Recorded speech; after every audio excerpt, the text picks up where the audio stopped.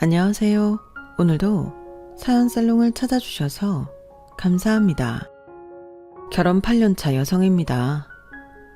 저는 우리 아들을 결혼하고 5년 만에야 가졌어요. 그것도 남편과 별거 위기에 놓였던 그 시점에요. 난임으로 고생해본 분들은 아실 거예요. 남들 다 하는 걸 나만 못했을 때 좌절감을요. 저는 지금까지 안 되는 일은 없다고 생각하며 살아왔어요. 성적이든 일이든 내가 원하는 목표가 있다면 이를 악물고 최선을 다했고 그 결과는 늘 만족스러웠거든요. 그런데 살아보니 아무리 노력을 해도 안 되는 게 있더라고요. 아이를 갖는 건 역시 그중 하나였어요. 우리 부부 사이에 문제가 되는 건 아이가 생기지 않는다는 거 딱 하나뿐이었는데 시간이 지남에 따라 그 한 가지 문제가 견고하던 우리 부부의 믿음에 균열을 일으키더라고요. 결국엔 별거를 결심하게 될 정도로요. 그런데 하늘이 도왔는지 별거를 앞두고 임신 사실을 알게 됐고 벼랑 끝에 놓였던 우리 부부는 다시 예전의 모습으로 돌아갈 수 있었어요. 그런데 왜 그런 말이 있잖아요. 위기가 닥치면 아군과 적군을 가릴 수 있게 된다고. 저희 부부가 위기를 맞아보니 그 말이 무슨 뜻인지 알겠더라고요. 결정적으로 눈에 보이는 게 다가 아니라는 걸 뼈저리게 느낄 수 있었어요. 그럼 지금부터 27년간 감춰져 있던 저희 시댁의 경악스러운 비밀 이야기를 시작해 보겠습니다. 저는 미용사 아빠와 태권도 사범 엄마 사이에서 태어났어요. 직업에서도 대충 눈치를 챌 수 있겠지만 저희 부모님의 역할이 다른 집들과는 조금 달랐어요. 예를 들어 밥이나 빨래, 청소 같은 집안 살림은 아빠가 하고 형광등을 갈거나 집안 수리를 해야 할 때는 엄마가 목장갑을 끼고 나서곤 했거든요. 제가 어릴 때 집에 들었던 강도를 때려잡은 것도 아빠가 아닌 엄마였어요. 아빠는 그런 엄마한테 엄청 화를 냈고요. 이 여자가 겁도 없이? 경찰에 신고했으니까 곧 올 텐데 왜 당신이 나서서 힘을 써? 저놈이 흉기라도 가지고 있었으면 어쩌려고 그랬어? 당신 잘못되면 나랑 유정이는 어떻게 살라고? 우린 당신 없으면 못 산단 말이야. 그러니까 앞으로는 제발 그러지 마. 내가 당신 때문에 심장이 떨려서 제명에 못 죽겠다 정말. 하여간에 남자가 돼선 겁은 많아가지고 경찰이 뭐 우리 집 앞에 소소 짓고 기다리고 있대? 언제 올 줄 알고 기다려. 그리고 딱 보니까 어리버리한 게 나 혼자서도 충분히 제압하겠던데 뭐. 내 힘으로 안 되면 당신도 있잖아. 그 근육은 뒀다 국 끓여 먹을 거야? 엄마가 이렇게 말을 하는 데는 이유가 있었어요. 저희 아빠가 미용 일을 하시긴 하지만 한때 국가대표를 꿈꿀 정도로 유망했던 유도 선수였거든요. 엄마랑 아빠가 만난 것도 다름 아닌 체대였어요. 올림픽 금메달리스트를 줄줄이 배출했던 체육 명문대학이었죠. 하지만 아빠는 발목을 심하게 다치면서 꿈을 포기하게 되었고 이후 평소에 관심 있던 미용 기술을 배워 헤어 디자이너가 되었어요. 엄마는 전공을 살려 태권도 사범이 되었고요. 그러니까 한마디로 두 분의 역할이 사회적 통념과 달랐던 이유는 환경이 아닌 성향 때문이었던 거예요. 저는 그런 부모님의 피를 반반 물려받아 외모는 곱상하지만 성격은 남자들보다 깡도 세고 겁이 없었어요. 게다가 부모님 영향으로 어릴 때부터 유도와 태권도 기본기를 익혀놔서 누굴 때리면 때렸지 맞고 산 적이 없을 정도였죠. 그래서 제 외모만 보고 섣불리 접근했던 남자들은 허튼 짓을 하려다가 된통 당하고 도망치듯 떠나곤 했어요. 그러다 보니 제대로 된 연애는 한 번도 못하고 나이만 먹게 되었죠. 그런 제가 안타까웠던 아빠는 가게 손님들한테 제 선짜리 부탁을 자주 했어요. 우리 어머니들이 남의 자식 혼사에 어찌나 열정적으로 참여하시는지 주말마다 선자리가 끊이지 않았어요. 그때쯤 저의 주말은 선을 보는 주말과 안 보는 주말로 나뉠 정도였어요. 하지만 이런 노력과 달리 성과는 없었어요. 그러니 성질이 나더라고요. 의미 없는 일에 시간과 노력을 투자해야 하니 주말마다 짜증이 났어요. 그러다 결국 빵 터져버렸죠. 더는 못해. 도대체 이게 뭐냐고. 지난달에도 그렇고 지지난달에도 그렇고 주말마다 선짜리 나가느라 쉬지도 못하잖아. 나 그만둘래. 그깟 결혼 안 해도 그만이야. 이 녀석이 넌 왜 그렇게 끈기가 없니? 세상은 넓고 남자는 많다지만 제대로 된 놈은 정말 극소수야. 일생에 한 번뿐인 결혼인데 조금이라도 나은 놈 찾아서 해야 할 거 아니야. 아빠가 엄선한 남자들이니까 짜증 그만 내고 준비해. 아빠는 우리 딸이 멋진 남자 만나 행복하게 살았으면 좋겠어. 내 소원은 그거 하나뿐이라고. 아빠는 마치 딸내미 짝 찾아주려는 목적으로 세상에 태어난 사람처럼 끈질기게 저를 선자리로 몰아붙였어요. 평소 유달리 사이가 좋았던 부녀지간이었지만 선자리 문제로 말다툼을 벌이는 날이 늘어갔고 그걸 곁에서 지켜보던 엄마가 하루는 결단을 내리셨어요. 지금 이 시간부터 우리 집에서 선자리 얘기 나오면 그게 누구든 가만 안 둬. 당신 이제 선자리 잡아오는 일 그만해. 애가 싫다는데 왜 그렇게 몰아세워? 그리고 유정이 너 앞으로 네 일은 네가 알아서 해. 다 큰 기집애가 지 힘으로 연애 한 번 못해서 아빠가 딸 자식 남편 깜짝하는 것까지 신경 쓰게 만들어? 암튼 난 경고했으니까 둘 다 알아서 해. 엄마의 중재 아닌 중재로 저는 선자리 지옥을 벗어나게 됐어요. 그런데 그렇게 노력할 때는 안 보이던 남편감이 정작 포기하고 나니까 눈에 띄지 뭐예요. 등잔 밑이 어둡다고 제가 다니던 회사 건물 안에서 말이에요. 그날은 야근을 마치고 지친 몸으로 퇴근을 하려던 참이었어요. 엘리베이터에 올랐더니 저처럼 야근을 마치고 퇴근하는 타부서 남자 직원이 먼저 타 있더라고요. 한 2개 층을 내려갔을까요? 갑자기 엘리베이터가 멈춰버린 거예요. 사실 큰 걱정은 없었어요. 그저 피곤한 와중에 귀찮게 됐다고 생각했을 뿐이었죠. 아, 배고파 죽겠는데 하필 이럴 때 엘리베이터가 망가지냐? 저기요, 거기 비상 버튼 좀 눌러주세요. 볼멘 소리를 내뱉고는 문가에 서 있던 남자 직원한테 버튼을 눌러달라고 부탁을 했어요. 그런데 글쎄 이 남자가 꼼짝을 안 하지 뭐예요. 저기요, 내 말 안 들려요? 비상 벨 좀 눌러달라고요. 안 그래도 공복이라 짜증이 나는데 이번에도 남자는 못 들은 척 가만히 있는 거 있죠. 안 그래도 공복에 예민한데 상대가 반응이 없으니까 더 짜증이 났어요. 그래서 제가 문가로 갔는데 가만 보니까 이 남자 상태가 좀 이상하더라고요. 동공이 풀린 채로 얼굴이 사색이 돼서는 손까지 바들바들 떨더라고요. 호흡도 불안정하고요. 일단 비상벨을 누르고 경비실에 상황을 전했어요. 그리고는 남자를 안정시켰죠. 자리에 앉혀놓고 심호흡을 하게 했어요. 그 와중에 남자는 제 손을 꼭 잡고는 마치 어린 아이처럼 겁먹은 얼굴로 제게 의지하더라고요. 다 큰 성인 남자가 고작 이런 일로 이럴 일인가 하는 생각도 들었지만 한편으로는 많이 안쓰럽더라고요. 혹시 트라우마 같은 게 있나 걱정이 됐거든요. 아니나 다를까 얘기를 들어보니 폐소공포증이 있더라고요. 엘리베이터에서 빠져나오기까지 걸린 시간은 고작 1시간 남짓이었지만 워낙 신경을 써서 그런지 못해도 3시간 이상은 지난 기분이었어요.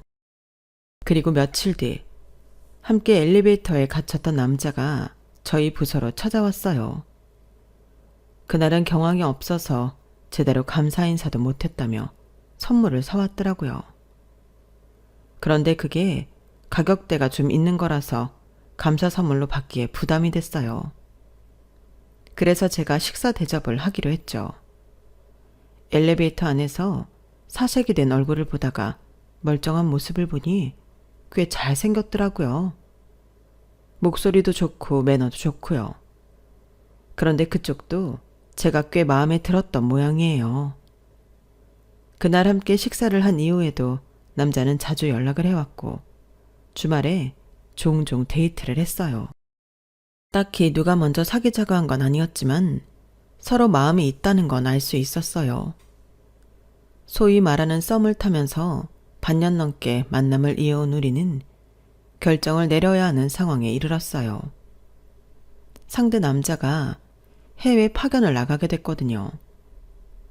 적어도 1, 2년은 못 보게 되는 상황이라서 장거리 연애를 시작하든 미묘한 관계를 정리하든 둘 중 하나를 택해야 했어요. 그리고 우리의 선택은 장거리 연애였어요. 만나온 시간보다 떨어져 지내는 시간이 더 길었지만 그래서인지 더 애틋함이 강해지더라고요. 그렇게 1년 8개월의 파견 근무를 마친 뒤 우리는 결혼을 하기로 했어요. 눈에서 멀어지면 마음에서도 멀어진다지만 우리는 오히려 그 반대 상황이었던지라 이런 사람이라면 평생을 함께 살아도 좋겠다는 생각이 들었거든요. 아빠는 예비 사익감을 만나는 자리에서 마치 회사 심층 면접을 보는 것처럼 취조에 가까운 질문을 하셨어요. 평소 제게 아빠 외에 세상의 모든 남자는 늑대라고 하시더니 엄청 꼬장꼬장하게 구시더라고요. 반면에 엄마는 제가 좋다고 하는 남자니까 믿는다고 하셨어요. 아빠의 곤조가 조금 있긴 했지만 그래도 저희 부모님께서는 제 남편을 반기는 분위기였어요. 그런데 예비 시댁을 찾아간 저는 그와는 다른 대접을 받았지 뭐예요. 예비 시어머니는 사근사근 하시고 저를 따뜻하게 맞아주셨지만 예비 시아버지께서는 뭐가 그리 마음에 안 드시는지 시종일관 인상을 쓰시곤 못마땅한 표정을 지으시더라고요. 그렇다고 딱히 결혼을 반대하시지도 않으면서 말이죠. 아버님의 그런 태도는 상견례까지 이어졌어요. 딸 자식 가진 게 죄 지은 것도 아닌데 상견례장에서 식사를 하는 내내 저희 부모님을 불편하게 만드시더라고요.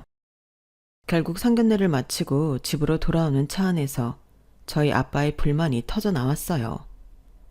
아니, 우리가 뭐 자기한테 돈껏 쓰고 안 갚은 거 있어? 아니면 뭐 아들 가진 유세라도 떨겠다는 거야? 뭐야?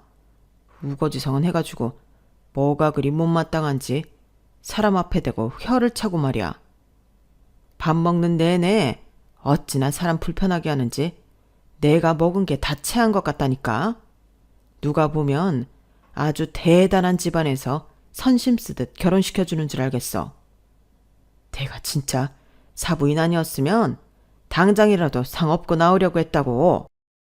유정아, 꼭 이런 집에 시집을 가야겠어? 지금이라도 다시 생각해보면 어떨까? 아빠가 가슴이 너무 아파서 그래. 그걸 말이라고 해요. 결혼식을 코앞에 두고 그게 말이 되는 소리냐고요. 시아버지 인상이 좀 그렇긴 하지만 그래도 딱히 유정이를 못마땅해 하는 것 같지는 않았어요. 그리고 윤서방 보면 부모 자리가 그렇게 막대 먹은 것 같지도 않고요. 유정아, 너도 직장생활 해봐서 알겠지만 세상 사람이 모두 네 편은 아니야.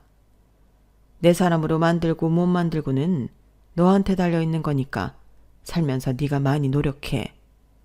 그럼 네 시아버지도 달라지시겠지. 말은 그렇게 했지만 엄마라고 왜 제 걱정이 안 됐겠어요. 딸 자식이 원하는 결혼이니 당신 불편하고 속상한 건 접어두고 제 생각만 하시면 참으신 거겠죠.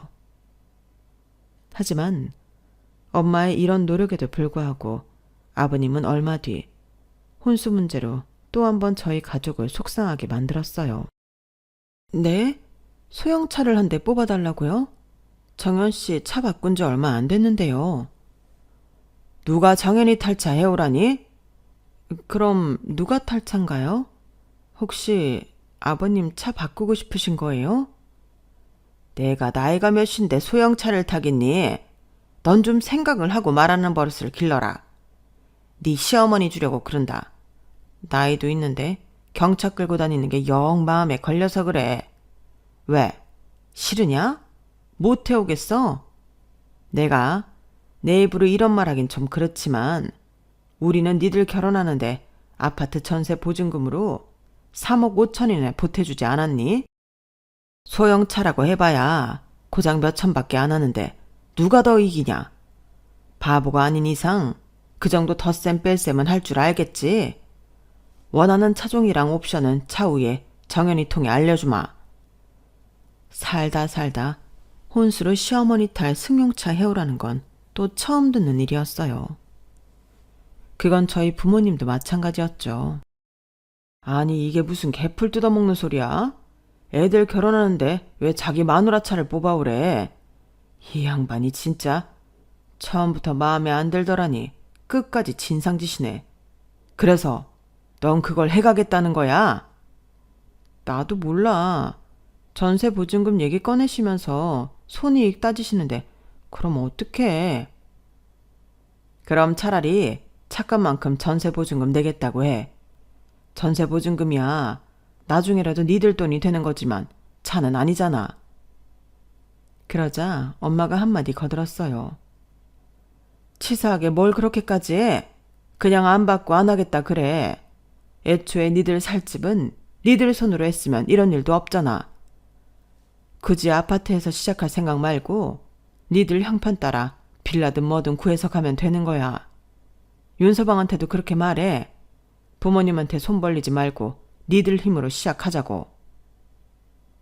하는 수 없이 엄마 말대로 얘랑한테 말을 전했더니 자기가 아버님을 설득해 보겠다고 그러더라고요. 사실 그때 얘랑을 말렸어야 했는데 번듯한 아파트에서 신혼생활을 시작하고 싶었던 욕심에 딱히 말리지는 않았어요. 그리곤 곧 그 일을 후회하게 되었죠. 아버님이 저희 아빠 헤어숍까지 찾아오셨거든요. 내 아들은 말이죠. 내 자식이라서 하는 말이 아니라 이날 이때까지 부모 말에 토달아본 적 없는 효자 중에 효자입니다. 그런 녀석이 지 와이프 될 사람 편에 서서 부모한테 맞서는 걸 보니까 내가 아주 속이 무너집디다. 이게 다 누구 탓이겠습니까? 아니 그 말씀은 제 딸이 화근이다 이겁니까? 말이 났으니 말인데 우리 유정이도 둘째가라면 서러울 만큼 효녀입니다. 그뿐인 줄 아세요? 우리 애는 초, 중, 고, 대학까지 다니는 동안 담임 선생님들이랑 교수님들한테 예의 바르다는 말을 귀에 딱지가 않도록 듣던 애라고요. 그런 우리 딸이 예의에 어긋나는 행동을 했을 리도 없고 만약 내 딸의 행동이 거슬리셨다면 그건 사돈 잘못이 아닐까 생각합니다. 아니 뭐라고요? 하, 이 집 딸내미가 누굴 닮아 이 속에 밝고 여우 같은가 했더니 그게 다 사돈 양반을 닮아 그런 거구만요. 암튼 길게 얘기 안 합니다. 내가 오늘 이 자리에 온 거는 딴 게 아닙니다. 혼수로 차를 해오든 아니면 아파트 보증금을 포기하든 양자택일을 하라고 최후 통첩을 하러 온 거라고요. 아시겠어요? 네네 그러십시오. 누가 보면 사돈이 자식 혼사에 아파트라도 한 채 사주는 줄 알겠습니다. 보증금을 다 해주는 것도 아니고 얼마 보태주는 걸로 이렇게 생색을 내시니. 그런데요. 이제는 저희 쪽에서 그깟 전세보증금 거절할랍니다. 그러니 그렇게 아세요. 양가 아버님은 팽팽하게 맞서셨고 결국 우리는 부모님 도움 없이 우리 형편에 맞는 반전세 빌라에 신혼집을 차리게 되었어요. 그 와중에 양가 아버님들은 감정이 상할 대로 상해서 파혼 얘기까지 꺼내셨지만 저희 엄마가 중간에서 중재를 하신 덕분에 최악의 상황은 면할 수 있었어요. 이럴 거 애초에 엄마 말대로 우리 힘으로 시작하겠다고 했더라면 좋았을 걸 후회가 되더라고요. 시끄럽게 시작된 결혼은 결혼 후에도 이어졌어요. 세아가 너는 선물 고르는 안목이 누굴 닮아 이 모양이냐? 네 눈에는 네 시어머니가 꼬부랑 할머니로 보이니?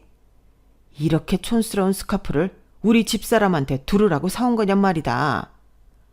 이런 걸 선물이라고 사올 거라면 다음부턴 차라리 현금으로 가져오거라. 아버지, 무슨 말씀을 그렇게 하세요? 유정이가 어머니한테 드리는 첫 선물이라고 얼마나 생각해서 산 건데요. 제가 저렴한 걸로 사라고 해도 굳이 백화점 명품관에 가서 산 거라고요. 그러자 아버님 표정이 살짝 변하더라고요. 그리고는 어머님을 한번 쓱 보시더니 그러시는 거예요.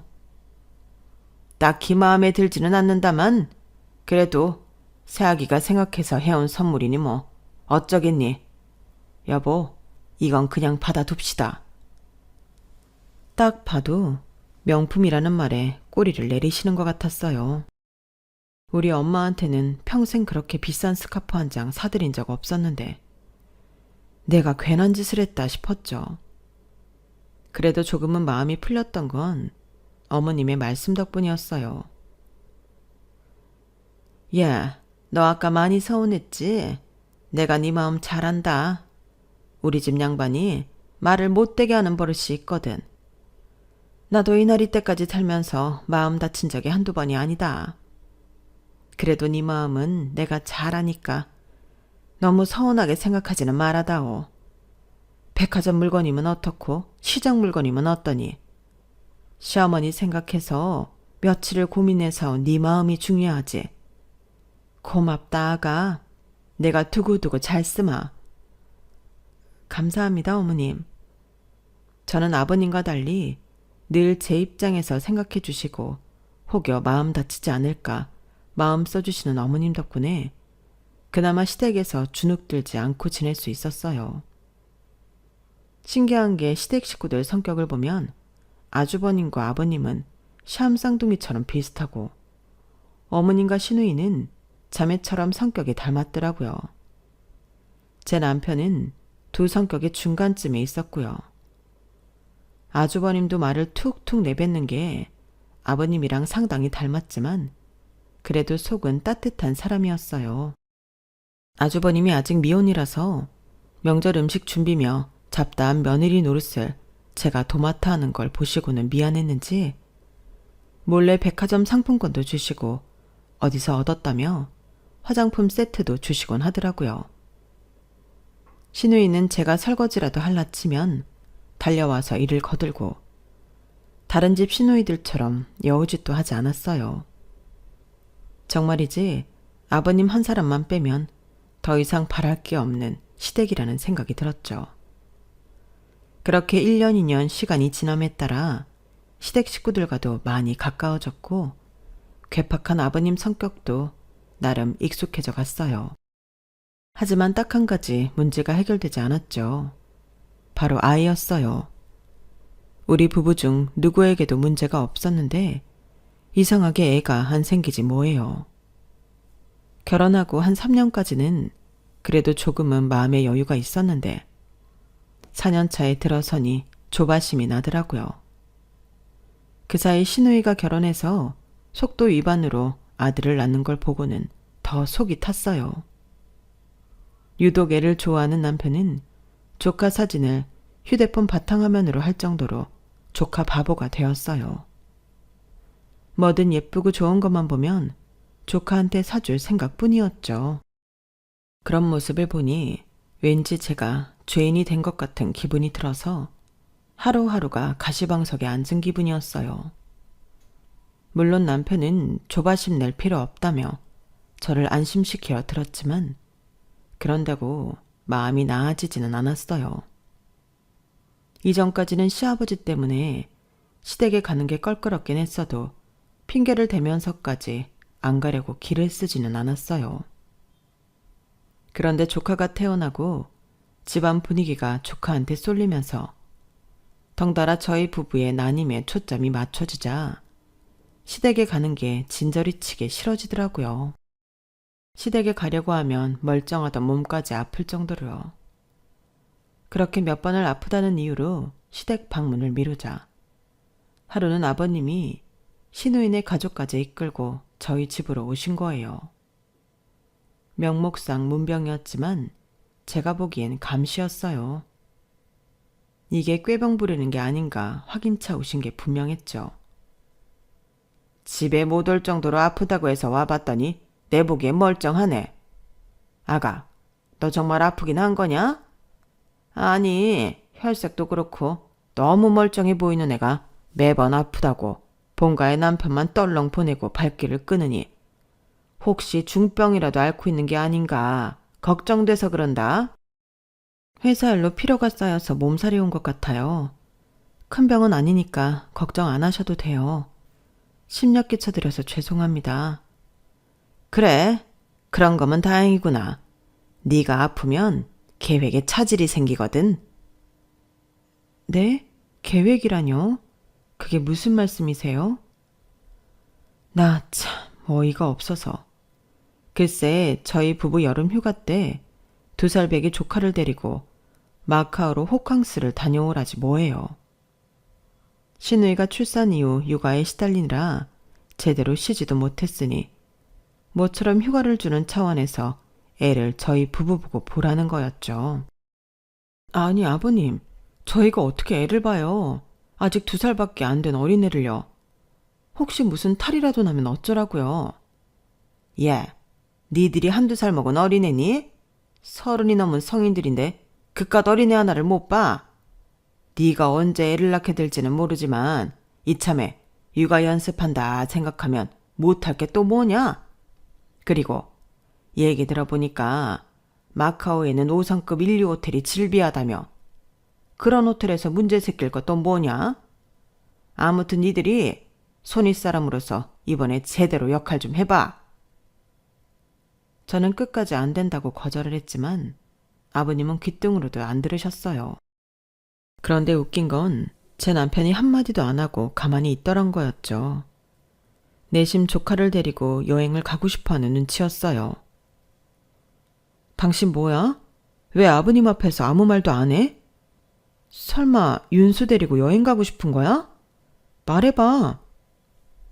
아니, 꼭 못할 일은 아니잖아. 그리고 우리 윤수는 순해서 별 문제 없을 거야. 그리고 자기야, 내가 그동안 당신 속상할까봐 말은 못했는데 나도 내 친구놈들처럼 아들 데리고 목욕탕도 가고 캐치볼도 하고 목마 태워서 산책도 다니고 싶어. 당장은 어려우니까 조카 데리고 기분 좀 내는 것도 안 돼? 내가 부탁 좀 할게. 어? 기대에 찬 남편의 표정을 보니 마치 모든 원흉이 나인 것처럼 느껴지더라고요. 아이가 안 생기는 게 여자 탓만은 아닌데도 이상하게 스트레스는 저만 받는 것 같았어요. 당연히 거절할 수 있는 일인데도 제가 거절을 하면 자격지심 탓이라고 생각하는 것 같아서 바보같이 당하게 되곤 했거든요. 남편이 하도 간곡히 부탁을 하길래 일단 생각해보겠다고 했어요.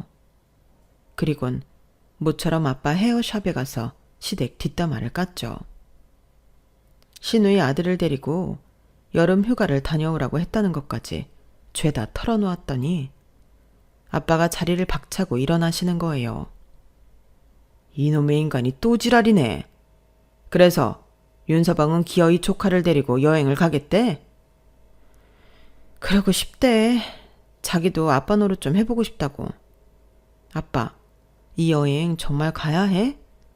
솔직히 난 안 가고 싶은데 안 가겠다고 하면 괜히 애 못 갖는 주제에 자격지심 부린다고 할 것 같아서 망설여져. 특히 그이가 그렇게 원하니까 더 말 못하겠어. 어떡하지? 어떡하긴 뭘 어떡해. 절대 가면 안 되지. 자고로 남의 애 봐주고 좋은 소리 듣는 건 못 봤다. 지금이야 지들 편하자고 니들 부부한테 애 떠맡기겠지만 혹여 애가 넘어져서 상처라도 하나 나봐. 그땐 아주 죽일 듯이 니 탓을 해야 될걸? 그리고 그 어린 걸 남한테 맡기겠다는 생각을 하는 니네 신우도 참 그렇다. 엄마가 돼서는 자식을 남한테 맡기고 잠이 온대? 네가 말을 못하겠으면 아빠가 윤서방 불러서 단단히 얘기할게. 그리고 애 안 생기는 게 어떻게 네 탓이냐? 네가 동정녀 마리아도 아니고 무슨 수로 혼자 애를 만들어. 그러니까 괜한 걱정하지 말고 마음 편히 먹어. 여행 문제도 내가 윤서방이 알아듣게 잘 얘기할 테니까 신경 쓰지 말고. 그렇게 저는 골치 아픈 일을 아빠한테 떠넘기고 말았어요. 다시 그때로 돌아간다면 절대로 그러지 않았을 테지만요. 며칠 뒤 아빠의 호출을 받고 나갔던 남편은 술이 잔뜩 취해서 집에 돌아왔어요. 평소 아무리 술에 취해도 실수는 안 하는 남편이었지만 그날은 좀 다르더라고요. 현관에 들어서자마자 저를 보면서 그러는 거예요. 이젠 하다하다 내 동생애까지 시샘하냐? 네가 심부를 그따구로 쓰니까 하늘에서 우리한테 애를 안 주시는 거 아냐? 에휴, 됐다. 내가 너한테 무슨 말을 하겠냐? 왜? 이번에도 장인어른한테 쪼르륵 달려가서 다 잃을 거냐? 일러라 일러. 너만 아빠 있냐? 나도 아빠 있고 엄마도 있다고. 그리고는 저를 밀치고는 방으로 들어가 버렸어요. 도대체 아빠가 뭐라고 하셨길래 저 사람이 저러나 싶기도 했지만 일단은 남편이 했던 말에 더 신경이 쓰였어요. 평소에 나를 그런 식으로 보고 있었나 싶은 게 괜히 서운하고 밉더라고요. 다음날 아빠한테 전화해 어제 내 남편한테 뭐라고 했냐 물었지만 아빠는 별말 안 했다며 술 잘 마시고 좋게 헤어졌다고 하시는 거예요. 되려 무슨 일 있었냐고 되물으시더라고요. 남편 역시 지난밤 일은 기억이 안 나는지 평소와 똑같이 행동하더라고요. 그런데 그게 더 문제였어요. 내 남편이 내 앞에서 감추고 있던 속마음을 읽어버린 기분이 들었으니까요. 결국 조카를 데리고 여행을 떠나는 일은 없던 일이 됐어요. 남편이 시댁에 얘기를 잘해준 덕분이었죠. 그렇게 조카 문제는 잘 해결됐나 했는데 다음 달 카드 내역서를 보고는 그게 아니구나 싶더라고요. 글쎄, 남편 카드로 항공권과 제주도 고급 호텔 숙박권이 결제됐더라고요. 신우이랑 어머님을 고급 호텔 팩으로 제주도 여행을 보내준 거였어요. 좋게 얘기 잘했다더니 돈으로 입막음을 했던 거였죠. 자그마치 380만 원을 들여서 말이죠. 그래놓고는 어차피 우리 부부가 마카오로 조카를 데리고 여행을 갔어도 그 정도는 썼을 거라며 대수롭지 않게 말했어요. 순간 가슴이 짜릿하더라고요. 내가 이 남자랑 평생 살 수 있을까 하는 의구심도 들었고요. 그때부터 마음속으로는 이혼을 고려한 별거를 생각했던 것 같아요. 몇 번 조카 문제로 말다툼을 벌인 우리 부부는 결국 별거를 하기로 합의를 했어요. 그런데 제가 친정으로 가려고 짐을 정리하던 중에 임신 사실을 알게 되었지 뭐예요. 지난 5년간 그렇게 간절히 바라던 아이였기에 남편과 사이가 소원해진 건 아무 문제도 아니었어요. 그건 남편도 마찬가지였죠. 제게서 임신 사실을 전해 들은 남편은 저를 끌어안고 펑펑 울더라고요. 그렇게 우리 부부의 결혼 생활은 벼랑 끝에서 기사회생을 했고 이듬해 예쁜 딸을 낳았어요. 여기까지만 보면 그럭저럭 해피엔딩이라고 생각할 수 있겠지만 사람 사는 일이 어디 그렇게 좋게만 흘러가나요? 제 딸이 돌잔치를 하고 몇 달 지난 어느 날 저희 아버님이 쓰러지셨다는 연락을 받았어요. 안방에 쓰러져 계신 게 발견이 늦어서 의식불명 상태에 빠지신 거죠. 결혼 얘기가 나오던 순간부터 제가 임신하기 전까지 제게는 누구보다 가혹하기만 했던 아버님이셨지만 제가 임신을 한 이후에는 180도 돌변해선 제 말이라면 뭐든 다 들어주셨었는데 갑자기 이런 병고를 당하니 마음이 이상하더라고요. 이제 좀 아버님과 가까워질 수 있나 했는데 정들자 이별이라고 이렇게 될 줄은 몰랐으니까요. 그런데 아버님의 갑작스런 비보보다 더 놀라운 일이 생긴 거예요. 아버님이 의식불명 상태가 되자 시어머니가 갑자기 돌변한 거였죠. 그동안 까칠한 아버님과 달리 제게 누구보다 따뜻하셨던 어머님이 완전 다른 사람이 돼서는 제게 아버님 병수발을 떠넘기신 거예요. 며느리도 자식인데 시아버지 병수발 좀 하는 게 뭐 그리 대수겠니? 난 말이다.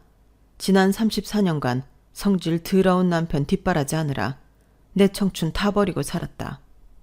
이제라도 내 인생 찾아갈 거야. 그러니 네 시아버지는 네가 좀 맡아서 케어해.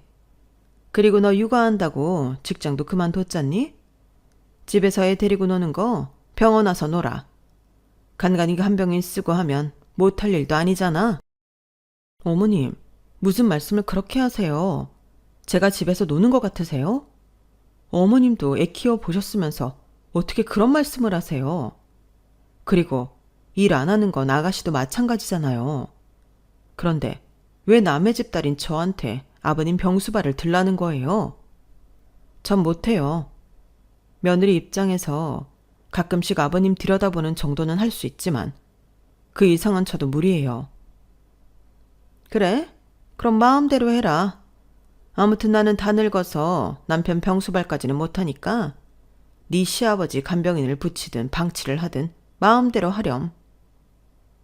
어머님은 말도 안 되는 고집을 부리시곤 그 길로 짐을 싸들고 집을 나가셨어요. 그런데 얼마 뒤 아주버님을 통해 기가 막히는 소리를 듣게 된 거예요. 어머님이 글쎄 아버님 명의의 부동산도 처분하시고 은행 잔고까지 싹 다 털어서 사라지셨다는 거였죠. 그 일로 온 집안은 난리도 아니었어요. 아가씨를 통해 어머님이 계실 만한 곳은 다 뒤져봤지만 어디서도 어머님 흔적은 발견할 수 없었어요. 그렇게 시간은 흘러 저희 부부와 아주버님이 교대를 서가며 아버님 병상을 지킨 지 1년이 다 되어가던 즈음이었어요. 그 사이 아버님은 의식을 차리셔서 퇴원은 하셨지만 여전히 거동은 어려워서 침대 생활을 하고 계셨죠. 저희 부부는 살던 집을 정리하고 본가에 들어가 함께 살게 되었고요. 온 가족이 매달려 아버님 병수발을 하려면 그럴 수밖에 없었거든요. 어머님은 여전히 연락이 없고 아가씨는 아주 가끔 전화 연락을 하거나 몇 달에 한 번 잠깐 얼굴을 비추고 가는 게 다였어요. 집안 살림에 애까지 키우고 사니 그 점은 이해해 줄 수밖에 없었죠. 그러던 어느 날이었어요. 주말이라 온 가족이 집에 있었는데 점심시간이 조금 지나 손님이 찾아온 거예요. 40대 후반에서 50대 초반 정도로 보이는 남자였어요. 그 손님은 잔뜩 굳은 표정으로 저희 어머님을 찾더라고요. 그래서 누구시냐고 물었더니 명함을 한 장 내밀더라고요. 명함에는 식품 관련 업체 전무라고 적혀 있었어요. 이런 사람이 왜 우리 어머님을 찾을까 의아하던 그때 남자가 한숨 섞인 목소리로 말을 이어갔어요. 저희 아버님이 지난달에 자꾸 하셨는데 이 명순 씨께서 혼외자를 앞세워 유산분배를 요구하셨습니다. 본인의 딸인 윤아영 씨가 저희 아버지 딸이라면서요. 솔직히 저희 쪽에서는 받아들이기 힘든 상황이라서 이렇게 찾아왔습니다. 이 명순 씨는 지금 어디 계십니까? 윤아영이라면 제 시누이 이름이었어요. 그러니까 시누이가 우리 아버님 자식이 아니라 어머님이 외도로 낳은 딸이란 얘긴데 너무 느닷없어서 그 자리에 앉아있던 저희 부부와 아주버님은 눈만 꿈뻑이고 있었죠. 일단 남자분께 저희 집 사정을 말씀드리고 어머님은 1년 전 집을 나가신 이후 연락이 없다고 솔직히 얘기했어요. 남자는 혹시라도 어머님을 만나게 되거든 연락을 해달라며 돌아갔어요. 손님이 가고 난 뒤 저희 가족은 패닉 상태에 빠지고 맞았어요. 그래서 일단 아가씨한테 전화해 어머님을 찾아온 손님 얘기를 했어요. 물론 아가씨 친부 얘기는 뺀 채로요. 그랬더니 30분도 안 돼서 어머님과 아가씨가 집으로 왔더라고요. 니들 다음에 또 그 인간이 집으로 찾아오거든 절대 문 열어주지 마라. 그 사람이 하는 말도 다 거짓말이니까 듣지도 말고.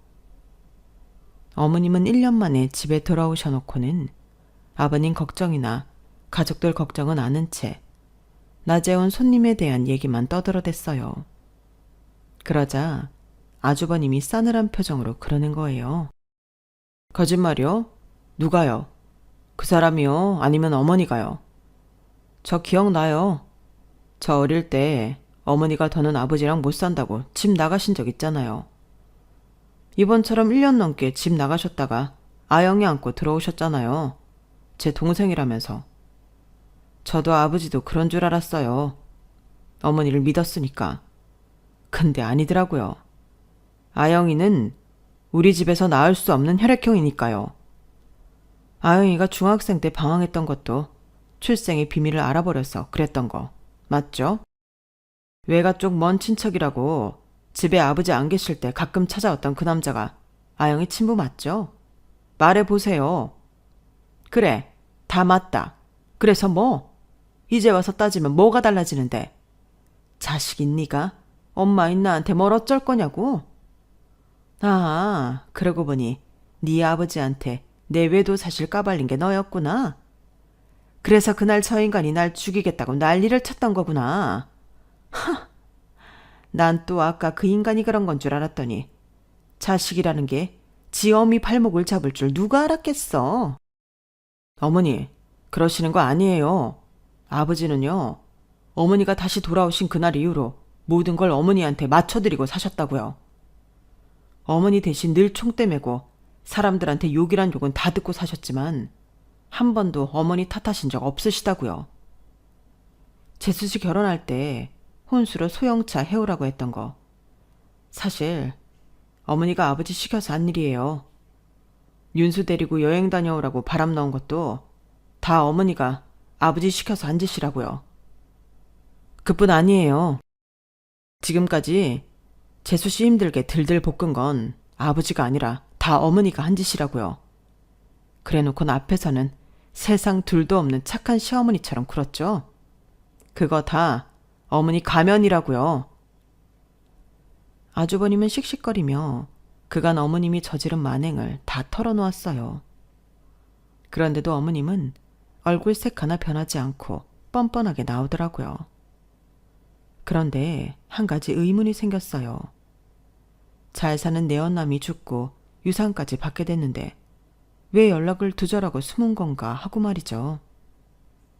그래서 남편 몰래 연락처를 남기고 간 남자를 만나 얘기를 들어봤더니 어머님이 왜 그런 선택을 했는지 그 이유를 확실히 알겠더라고요. 어머님의 내연남이 하던 회사는 이미 망한 상태로 유산은 다름 아닌 빚뿐이었어요. 그 사실을 몰랐던 어머님은 변호사까지 대동해서 혼외사에 대한 유산 배분을 요구했던 거예요. 광분한 내연남의 유족들은 어머님께 상간녀 위자료 청구 소송을 하려고 한 거죠. 뒤늦게 상황 파악을 한 어머님은 그쪽과 연락을 끊고 몸을 숨긴 거고요. 알고 보니 시누이 집에서 숨어 살고 있었더라고요. 이번 일로 온 집안을 쑥대밭으로 만든 어머님은 결국 상간녀 위자료 청구 소송을 당하게 되었고 저희 아버님한테는 이혼을 당하게 되셨어요. 혼자 머리 좋은 척 가족까지 속이고 살다가 말년에 쪽박을 차게 된 셈이었죠. 오랜 시간 어머님의 비밀을 떠안은 채 혼자 소가리를 해오던 아주버님은 이제야 가슴을 짓누르던 돌덩이를 빼낸 기분이라고 하더군요. 그동안 아내를 위해 악역을 대신 맡아 하시던 아버님은 여전히 거동은 불편하시지만 그래도 어눌하게나마 말씀도 하시고 의사표현도 할 수 있게 되었어요. 가끔 저희 아빠가 오셔서 이발을 해드리는데 어찌나 요구사항이 많으신지 두 분은 아직도 만날 때마다 투덕거리신다니까요. 두 아버님이 마주칠 때마다 결혼지간처럼 싸우셔도 좋으니까 앞으로도 오래오래 사셨으면 하는 바람입니다. 지금까지 제 사연을 들어주셔서 감사합니다. 소중한 가족들과 오래오래 행복하시길 바랍니다. 여러분, 사연 댓글에 응원과 현명한 조언 부탁드려요. 좋아요와 구독은 저에게 큰 힘이 됩니다. 오늘도 좋은 일 가득하세요.